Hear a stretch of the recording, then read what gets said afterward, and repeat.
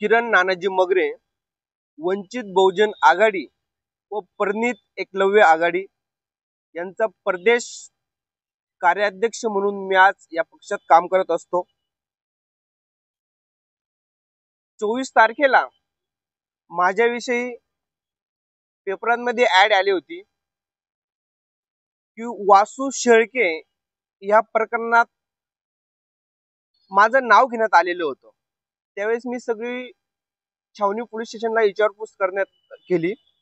त्याच्यानंतर पोलिसांनी मला सांगितलं की याच्यात आमचा संबंध नसताना, म्हणजे माझा संबंध नसताना तुझं नाव घेतले आम्हाला माहित नाही, तुम्ही पुढून कारवाई करा कोर्टामार्फत। ते कोर्टामार्फत मी कारवाई केली, त्यांच्यावरती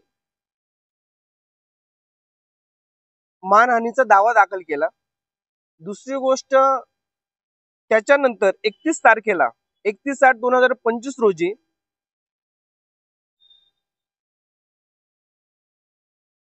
मालेगाव या ठिकाणी गौरव ठाकरे हॉस्पिटल यांच्या मागच्या बॅक साईड, यांच्या समोर साईडला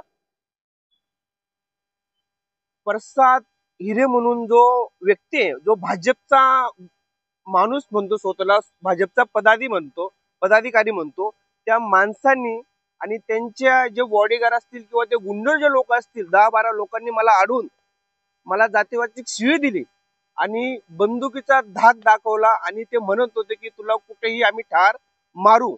या परिस्थितीत मी छावणी पोलीस स्टेशनला धाव घेतली आणि त्यांच्यावरती अट्रॉसिटी दाखल केली। याची जी फिर्याद आहे, ही फिर्याद माझ्याकडे, त्यांच्यावरती अट्रॉसिटी ही दाखल झालेली आहे आणि वेगवेगळे जे कलम आहेत, ज्या पद्धतीने जातीवाचक शिवी दिली, बंदुकीचा धाक दाखवला आणि बाळासाहेबांचे जे फोटो आहेत, जो माझ्या गाडीला आहेत, MH41 BL 6028 या गाडीला मागे बाळासाहेब आंबेडकरांचा फोटो आहे। त्या फोटोला बघून त्यांनी ते म्हटले की तू एवढा मोठा वाया चालला की बाळासाहेबांचा फोटो टाकतो आणि तुम्हाला खूप जास्त झाले म्हणून तुमच्या गांडीत गोळ्या घालाव्या लागतील, या पद्धतीची भाषा वापरून बाळासाहेबांना सुद्धा याच्या पद्धतीने जर वागत असतील तर मी सांगतो येणाऱ्या काळामध्ये मी पूर्ण मालेगाव मध्ये बाळासाहेबांचा फोटो लावू, पूर्ण मालेगाव बाळासाहेब आंबेडकरांच्या नावाने हे मालेगाव पुन्हा गाजणार आहेत।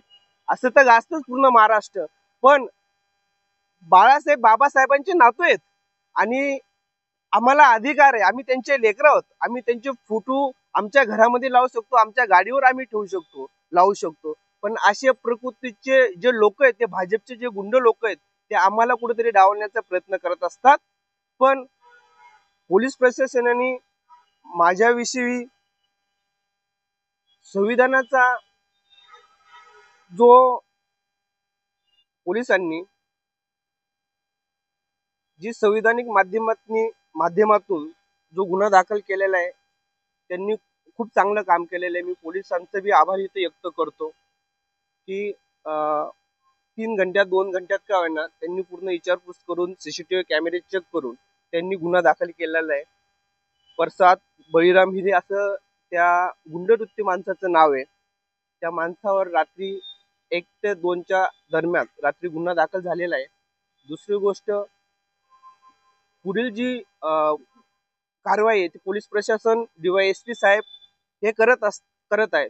पण जर पुन्हा त्यांना जर लवकर अटक नाही करण्यात आली तर मालेगाव शहरामध्ये मोठ्या प्रकारे आम्ही आंदोलन करणार आहेत की त्याला अटक नाही झाल्यानंतर, आणि त्याला जर अटक झाली तर चांगलीच गोष्ट आहे, आणि त्याला जर नाही अटक झाली, कारण तो आता फिरतोय, गुन्हा दाखल झाल्यानंतर त्याला उचलण्याचं काम पोलीस प्रशासनाचं होतं, पण त्यांची विचारपूस चालू आहे, त्याच्यामुळे ते कुठेतरी थांबला असेल।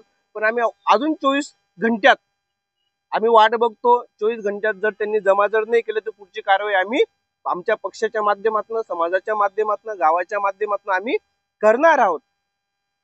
या